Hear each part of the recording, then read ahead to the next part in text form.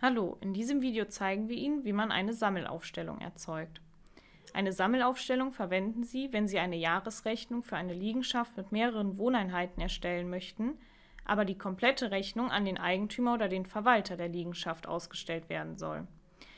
In der Sammelaufstellung sind alle Wohneinheiten einzeln mit den dazugehörigen Gebühren aufgelistet. Als erstes wählen Sie im Dropdown-Menü im Rechnungsteil die Option Sammelaufstellung.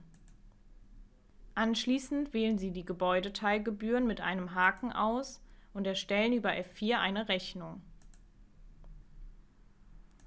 Ebenso können Sie auch über das Druckersymbol eine Rechnung erstellen,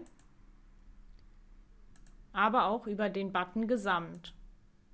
Nun müssen Sie selektieren, was genau in der Sammelaufstellung berechnet werden soll.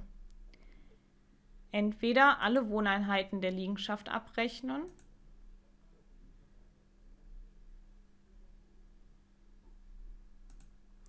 oder alle Wohneinheiten, in denen die Arbeit durchgeführt ist, abrechnen.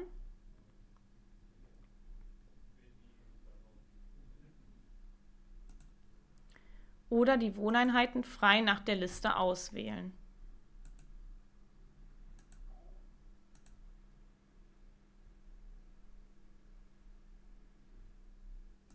Wir erstellen nun eine der Betreiberrechnungen.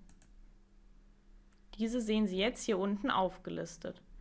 Wollen Sie nun die zweite Betreiberrechnung schreiben und gehen erneut auf das Druckersymbol, erscheint Ihnen hier unten die Option auch bereits abgerechnete Wohneinheiten nochmal auf diese Rechnung schreiben.